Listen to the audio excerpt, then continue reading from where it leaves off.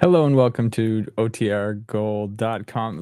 Welcome to Dragnet Live from OTRGold.com. Sorry, I was looking at some historical context for today's show, and I don't have my script pulled up in front of me. If this is your first stream, we are here every Monday, Wednesday, and Friday at 9 a.m. Pacific, listening to one episode of Dragnet until we have listened to all 310 episodes currently available. Today, we're going to be listening to episode 104. The title is The Big Imposter. During each stream, we have live chat up here on the side. So shout out to TC, currently the only person in chat right now. Hopefully we get more people to join. So speaking of historical context here for the episode, today's episode originally aired June 7th, 1951. And I found some bits to share with you already. I was checking to see if there were any important people that died that same week. But the week this episode was broadcast, the first self-contained titanium plant opened in Henderson, Nevada. I don't know about titanium manufacturing, so I don't know why it's historic that it was the first self-contained titanium plant. If you have a background in metal manufacturing or processing, add a comment and enlighten me, please. June 2nd, 1951, The Thin Man, the actress Myrna Loy, who appeared in The Thin Man, got married at age 45 to the UNESCO delegate Howland Sargent. The current American First Lady, Jill Biden, sounded like I said Joe Biden. Jill Biden was born in Hamilton, New Jersey. And the American financial advisor, author, and TV personality Susie Orman was born in Chicago, Illinois. So that's what's happening the week this episode was broadcast. Give me 1 second. I'll check if there were any important, any memorable people that died that week. It looks like no. I get all my information, in case you're curious, from onthisday.com. They don't have an API, though, so I have to go scrape this stuff one at a time. And if you don't know what an API is, don't worry about it.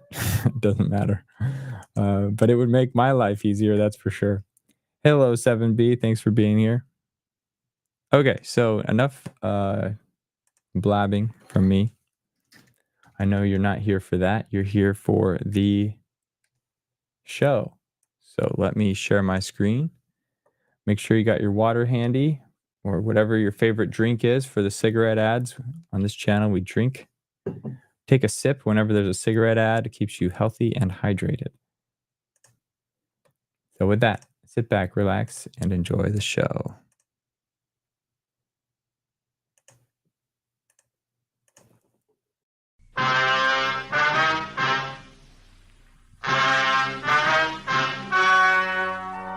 The story you're about to hear is true. Only the names have been changed to protect the innocent. Fatima Cigarettes, best of all long cigarettes, brings you Dragnet.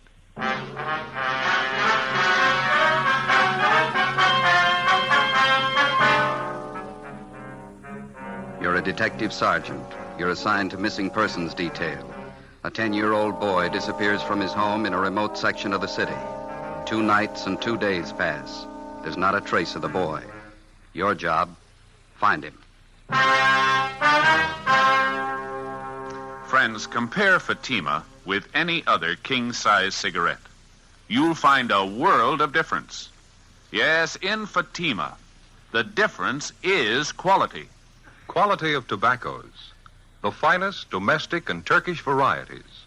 Extra mild, superbly blended. To give you a much different, much better flavor and aroma. Quality of manufacture. Smooth, round, perfect cigarettes. Rolled in the finest paper money can buy. Manufactured in the newest and most modern of all cigarette factories. Quality. Even to the appearance of the bright, clean, gold and yellow package. Carefully wrapped and sealed to bring you Fatima's rich, fresh, extra mild flavor. So compare Fatima yourself today. You'll find Fatima's now cost the same as other long cigarettes, but your first puff will tell you, ah, that's different. Yes, in Fatima, the difference is quality. Buy Fatima.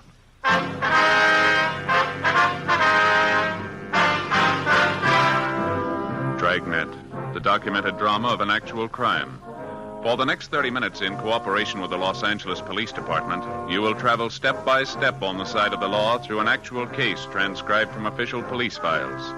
From beginning to end, from crime to punishment, Dragnet is the story of your police force in action.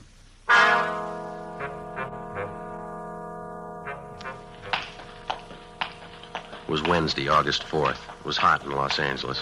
We were working the day watch out of Juvenile Bureau.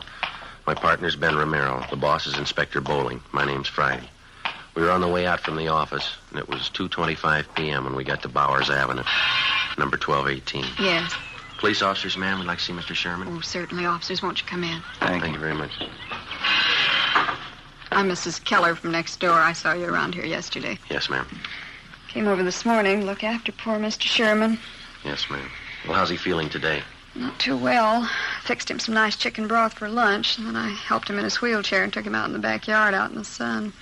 Good hot sun. It's wonderful for his legs. He has arthritis, you know. Yes, so we understand. Wonder if we could talk to him, Miss Keller. Well, yes, I guess you have to. He's still out in the back sleeping in his chair last time I looked. Seems a shame to disturb him. Well, he called us at the office, said he wanted to see us as soon as we could make it out here. Was it about his grandson, Jimmy? They found him yet? No, ma'am. Searching party's combing the area. There's still no trace of the boy. Did any of the other officers who were out here covering the neighborhood talk to you, Miss Keller? Oh, yes. There was Mr. Lorman, Detective Lorman. Yes, ma'am. I told him everything I knew about Jimmy's disappearance. It was right after dinner hour on Monday. It was about 6:30 last time I saw Jimmy. I see. I came out the side door to empty the garbage, and I saw Jimmy hiking up the side of the hill there, just in back of the house, all by himself. A nice boy. As far as you know, Mrs. Keller, Jimmy is Mr. Sherman's only living relative.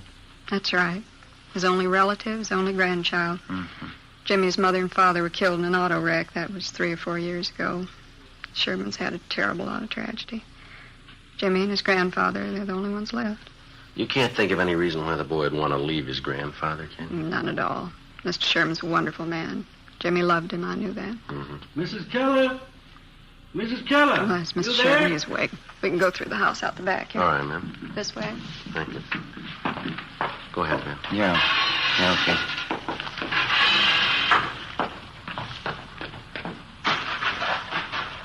Visitors for you, Mr. Sherman. How are you feeling? All right, I suppose. Hello, Sergeant. How are you, Mr. sir? Sherman. What about the boy? Have you found him yet? Well, nothing yet, Mr. Sherman. We've added more men to the searching party. We're doing everything we can. Gone 2 nights and 2 days. Tell me the truth, Sergeant. What's happened to the boy? Well, right now, we don't know any more about it than you do, sir, but that's no reason to give up hope. You told us yourself yesterday that Jimmy's been missing once before. It turned out all right that time. He wasn't gone for 2 nights and 2 days. Maybe you'll just say I'm old and I've got funny ideas, but I got a feeling, Sergeant, something's happened to Jimmy. Something's happened and I can't do anything about it. You just put those thoughts out of your head, Mr. Sherman. They're going to find Jimmy and it's going to be all right. Why don't you pull up those lawn chairs there, Sergeant? All right. I'm going to go in the house and fix some cold lemonade for you men. Well, thank you, ma'am. We got your phone message at the office, Mr. Sherman. Anything special you wanted to talk to us about? Yes, there was something. When you were talking to me yesterday, Yes, sir. I told you that Jimmy had on a brown jacket when he disappeared Monday night. Yeah. I was wrong, Sergeant. We found the jacket in his room. All he was wearing was a pair of blue jeans and this white sweatshirt. Do you think that might help any? Yes, sir, it might. We'll send out a supplementary description of his clothes. We'll see that everybody's notified. Just wish I could be out there with the searching party. Arthritis is pretty bad today. Caught me at a terrible time. Don't know what I'd do if anything happened to the boy. I know we've asked you this before, Mr. Sherman, but can you think of any reason at all why your grandson would want to leave home? No, sir, no reason at all. Those 2 collie pups over there in the pen. Jimmy just bought them last week with his own money. Saved up to get them. I see. The boy's crazy about dogs. That's why I say he just wouldn't pick up and leave everything. The boy and me got along fine. No reason for it, Sergeant. Something's happened to the boy. I just got a feeling. Officer, Yes, ma'am? a telephone call for either one of you. I'll get it, Ben. I'll be right back. Yeah, right.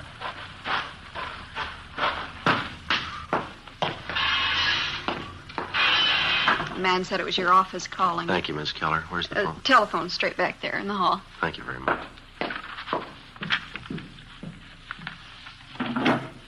Friday talking. This is party up in the hills. Oh, did they find something? Yeah, in the Elysian Park area by the upper reservoir. Uh-huh. Found a pair of kids' trousers right by the edge of the water. What kind of trousers? Blue jeans, nothing in the pockets. They'll start dragging for a body as soon as they get the equipment. Check it out with the grandfather, huh? See if the boy was in the habit of hiking up there around the reservoir. Right. We'll call in just before we leave here. Right, Joe. Right, bye.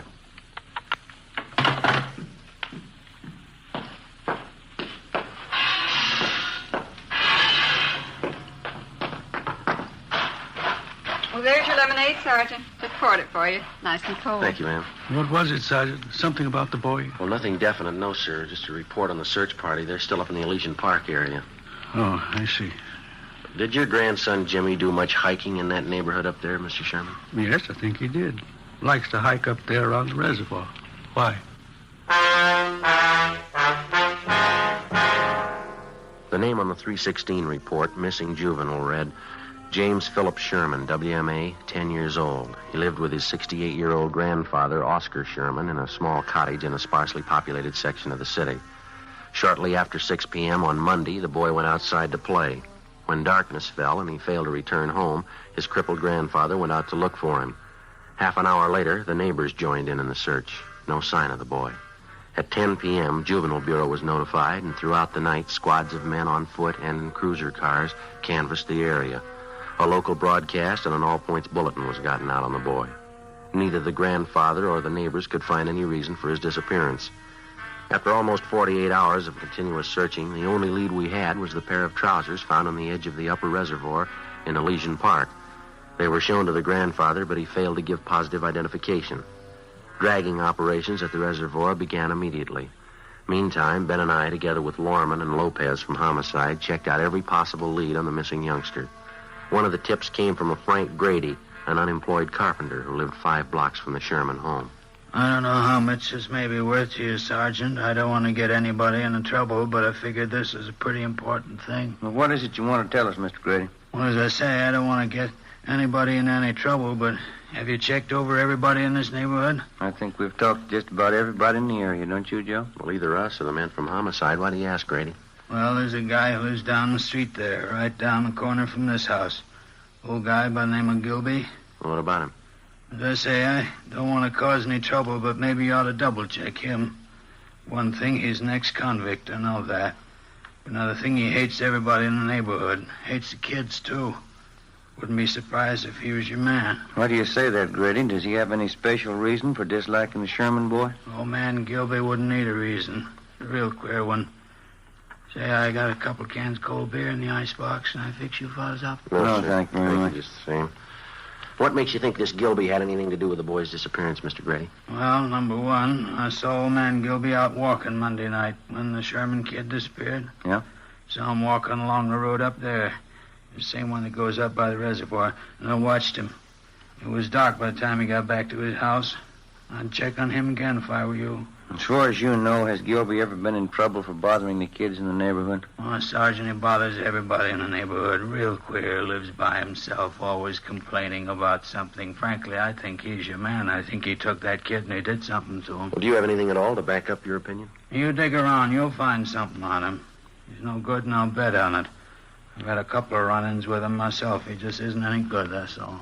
Well, all right, Grady. Thanks for the tip. We'll be sure and double-check on the man. You won't tell him where you got the tip, though, huh? Like I say, I've had run-ins with him before. It might cause trouble. No, he won't know where we got it. Thanks again. Okay, Sergeant. It's a pretty important thing. I didn't want to make anybody look bad, but the old man's just no good. Now, you understand that, don't you? Sure, Grady. We understand. As a matter of routine, we double-checked on Grady's neighbor, Mr. Harold Gilby. We found out that he had no jail record and that he had been at work on Monday from 3 to 11 p.m. He could have had no direct connection with the Sherman boy's disappearance, no more than Grady himself could have had. The so-called tip he'd offered us was like 100 other phony leads in 100 other cases. Spiteful, small-minded neighbors trying to use a tragic situation to work out their jealousies and prejudice on somebody that they didn't get along with in the neighborhood. The search continued. So did the hot weather. Friday, August 6th. No sign of the missing boy.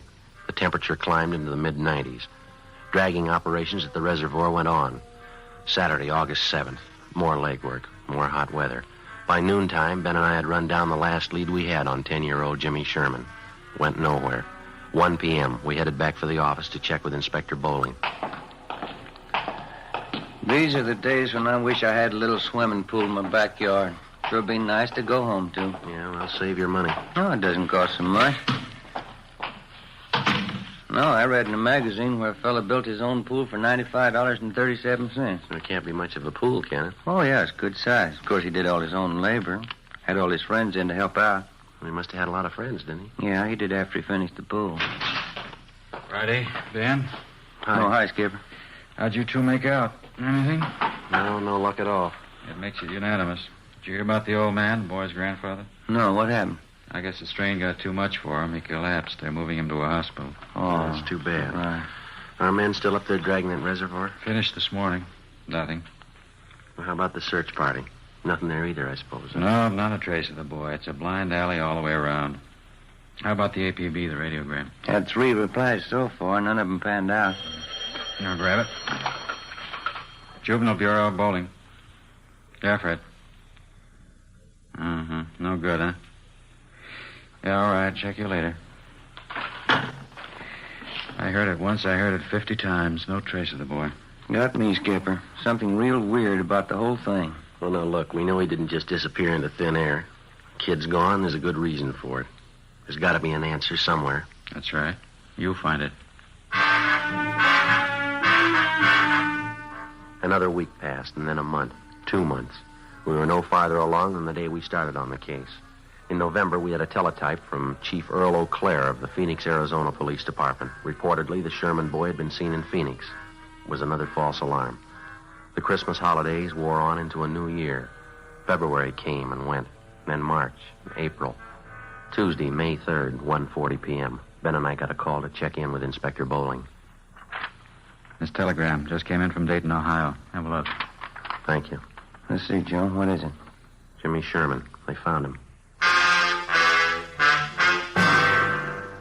9 months had gone by, almost to the day, since the Sherman boy had disappeared. The grandfather was contacted immediately. When he was told his grandson had been found and that he was safe, the old man was unable to answer. He broke down and wept. In our communications with the Dayton, Ohio police, they told us that the boy had been found wandering along a highway just outside that city and that he'd appeared to be in a kind of a dazed condition. The boy told the Dayton officers that he'd been kidnapped a short distance from his home in Los Angeles by a man in a blue sedan. He gave them detailed descriptions of both the man and the car. He told them that for the past 9 months, the man had held him prisoner, driving from state to state, never letting the boy out of his sight. He said the kidnapper told him on several occasions that he was holding him for ransom and that he was waiting to get money from his grandfather. On May 8th, the youngster was returned to Los Angeles and reunited with his grandfather. On May 10th, we got a call from the grandfather that he wanted to talk to us. Ben and I drove out to see him. Come right in, officers. Glad to see you. How are you, sir? Hi, Mr. Sherman. Sorry to cause you all this trouble chasing you out here like this. Not at all, sir. What is it you want to see us about? Well, I'm not really sure about it, Sergeant. That's the whole thing of it. I don't know if it's me or what it is. Well, what's bothering you, Mr. Sherman? It's the boy, Jimmy. I don't know what to think. Well, how do you mean, sir? He's all right, isn't he? We saw him as we drove up, playing out in the backyard, and the doctor checked him over, didn't he? No, it's not that. The boy's healthy enough. Nothing wrong with him. Well, then what is it, sir? Maybe it sounds a little weird to you, but I'm just not sure. You're not sure of what? That boy out there, Sergeant. I'm not sure he's really my grandson.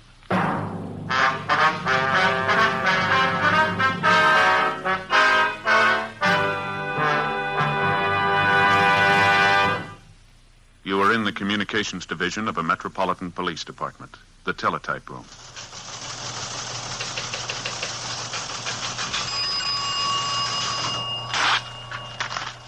'43, LOS 52951, 12:03 p.m. APB, WMA 150, 5'6", dark hair, dark eyes, wearing gray suit, no hat. Suspect is wearing glasses. Heavy build, 22 years. Suspect is armed with blue steel revolver. Any information? Forward. You have just heard a teletype description of a suspect. This information will apply to many, but careful screening will eliminate all but one. You'll find the same is true when you examine king-size cigarettes. Careful screening will eliminate all but Fatima. Compare Fatima. Fatimas are the same length as any other king-size cigarette, 85 millimeters. Fatima has the same circumference, 1 1/64 inches around. And Fatima filters the smoke exactly the same long distance as other king-size cigarettes, but in Fatima the difference is quality. Fatima gives you extra mildness, a much different, much better flavor and aroma. You get all the advantages of extra length, plus Fatima quality, which no other king-size cigarette has. So compare Fatima yourself. Your first puff will tell you... Ah, that's different. Yes, in Fatima, the difference is quality. Best of all, long cigarettes.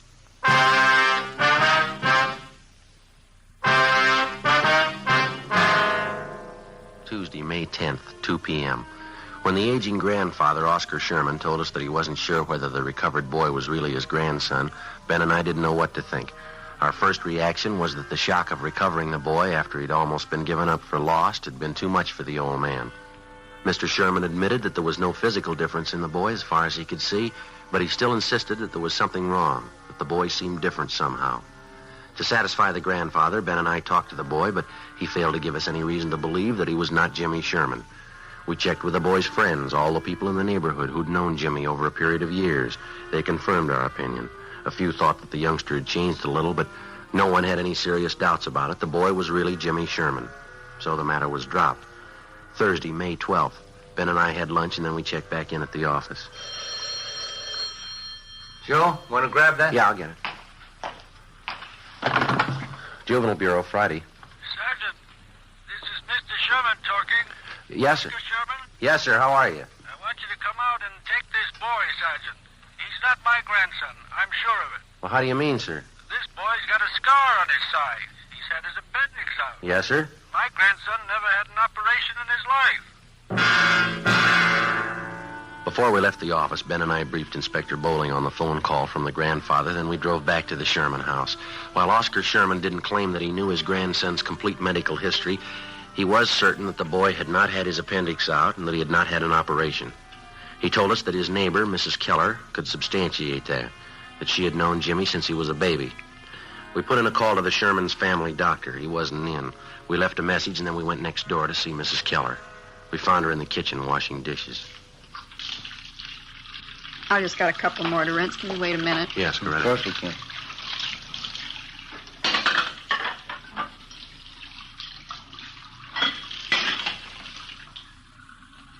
No, to tell you the truth, Sergeant, I just don't know what to think about Mr. Sherman.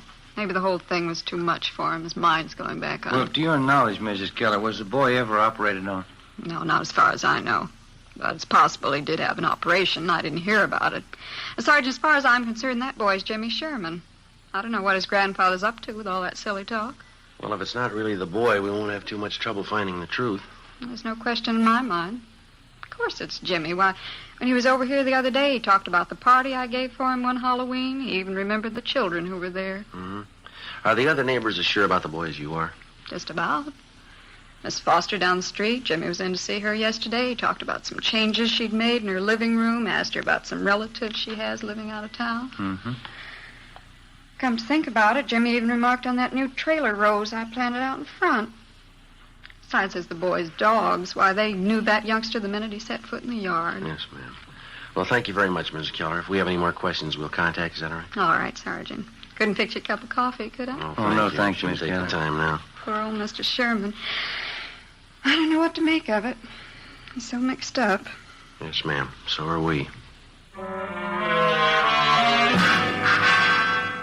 We left the neighbor, Mrs. Keller, and went back next door to the Sherman house. The grandfather told us that the family doctor hadn't returned our call yet.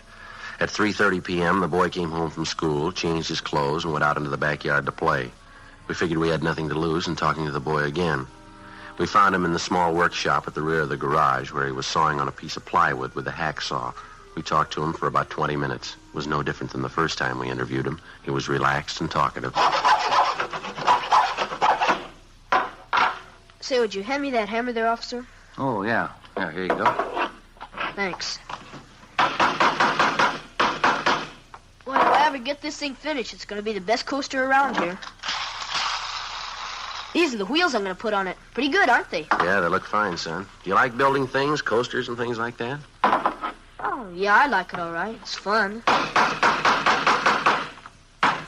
Your granddad says you've changed quite a bit since you got back, Jim. Says you didn't like working around the shop here before. Well, I guess I don't really. You know, once in a while I like to come out and fool around. Mm-hmm. Have you seen Mr. Barlow down the street since you've been back? Mr. Barlow? No, I went down to see him, but he wasn't home.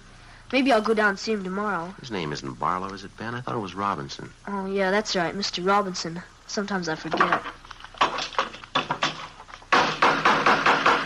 How do you and your grandfather get along, Jim, all right? Oh, sure, every once in a while looks kind of funny at me. I don't know. I guess he's still worried about that man taking me away, and all. Uh-huh. How you been feeling lately, Jim, okay? Sure, I feel fine. Hardly ever get sick. That's good. You ever been in the hospital, son? Uh-huh, just once. Had my appendix out. I hate hospitals. Can I have that can of nails there, please? Oh, yeah. Yeah, here you are. Gotta make this good and strong, you know. I'd like to ask you a question, son. Yeah? What's your real name? I'm Jimmy Sherman, you know that. No, I'd like to have the truth, son. Who are you? You must be fooling, officers. You know who I am. Jimmy Sherman. No, Jimmy Sherman never had his appendix out, son, but you did, and you've got a scar to prove it, haven't you? Sure, I had my appendix out. Ask my grandpa, he'll tell you. I'm afraid he won't, son. He says he's not your grandfather. He says you don't belong here. His grandson never had an operation in his life. How about it, son? You want to tell us about it? Oh, Grandpa isn't feeling well. He doesn't know what he's saying. Well, he knows you're not his grandson. Now, come on, what about it, son? All right. I'm not Jimmy Sherman.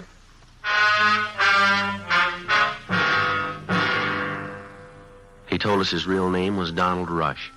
He said he'd run away from his home in Springfield, Ohio 2 weeks before. He said that he'd been picked up by the police on a highway just on the outskirts of Dayton, Ohio. On returning the boy to the station, the police officers saw that he fitted the description of the missing California boy perfectly. It was almost as if the two were identical twins. Under the impression that the youngster was suffering from shock or amnesia, the police officers told him all about his home and his friends in California. They gave Donald Rush all the information that they had on the missing Sherman boy. All the newspaper stories, pictures, the dozens of teletypes and circulars which had been sent across the country in an effort to locate the missing youngster. On his way out to California on the train, the Rush boy was given dozens of newspapers to read, which contained thousands of words concerning the disappearance of Jimmy Sherman. So by the time he got to Los Angeles, Donald Rush knew everything he had to know about the boy he was impersonating. We questioned the Ohio youngster further. Besides an exceptionally high IQ, he admitted to having an almost photographic memory. We took him in the house to face the grandfather of the boy that he'd been impersonating, the boy who was still missing. Mr. Sherman. Yes, Sergeant. Sit down, won't you? The boy here has a confession for you. He wants to tell you himself. I think I know. I was right all along, wasn't I, Sergeant? I didn't mean anything by it, mister. I just thought it'd be fun to make out like I was somebody else for a while. You wouldn't know the difference, would you, Sergeant? No, sir, I'm afraid I wouldn't. That picture over there on the mantel and the boy here, they look exactly alike to me. There's only one thing I'd like to know, son. Yeah? Why'd you do it? Why'd you try and fool me? Oh, I don't know, mister. I ran away from home, and the cops picked me up near Dayton. They thought my name was Jimmy Sherman. They said I was a missing kid from California. Well, why didn't you straighten them out right then, son? I was kind of afraid, and if I told them what my real name was, they would have sent me back home. So I just let them think I was really Jimmy Sherman. And they seemed to be pretty sure I was. How long did you think you could keep it up, son, pretending you were somebody else? I don't know. Guess I never thought much about that. I got here, and everybody was nice to me. I just didn't think about anybody finding out. Honest, mister, I didn't mean to do anything wrong. I didn't mean to hurt anybody. And you never saw my grandson? You never saw Jimmy? No, sir. I just got on the train. They brought me out here. You don't know where he is? You don't know how he is? All right, try to take it easy, Mr. Sherman. Why would you do it, boy? You're a stranger. Why would you try to fool me about Jimmy? I'm sorry, mister. I didn't mean it. Honest, I didn't mean it. Thought I had him back. Thought I had him back. Come on, Ben. Let's go, son.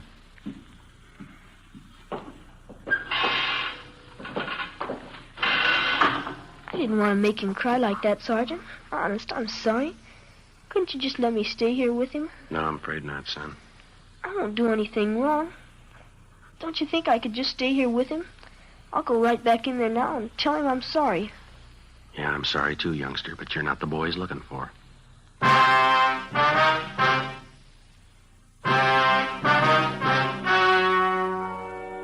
The story you have just heard was true. Only the names were changed to protect the innocent. On Wednesday, May 20th, a meeting was held at the Juvenile Bureau, City and County of Los Angeles, State of California. In a moment, the results of that meeting. And now here is our star, Jack Webb. Thank you. Friends, I hold in my hand a new pack of Fatimas. All I need to prove that Fatima is the best of all long cigarettes. Now here on the side, you'll find this statement. Fatima contains the finest Turkish and domestic tobaccos, superbly blended to make Fatima extra mild. Fatima gives you all the advantages of extra length, plus Fatima quality, which no other king-size cigarette has. So tomorrow, buy a pack of Fatimas. I know you'll find that in Fatima, the difference is quality.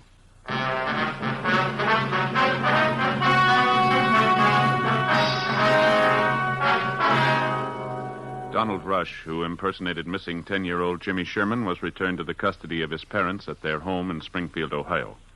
4 months later, the body of Jimmy Sherman was discovered buried on a farm on the outskirts of Riverside, California. The boy had been murdered.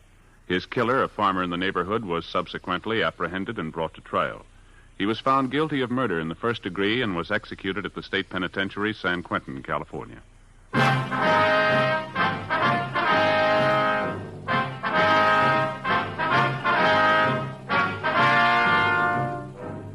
You have just heard Dragnet, a series of authentic cases from official files. Technical advice comes from the Office of Chief of Police W.H. Parker, Los Angeles Police Department. Fatima Cigarettes, best of all long cigarettes, is brought you Dragnet, portions transcribed from Los Angeles. Stay tuned for Counter Spy, next over most NBC stations.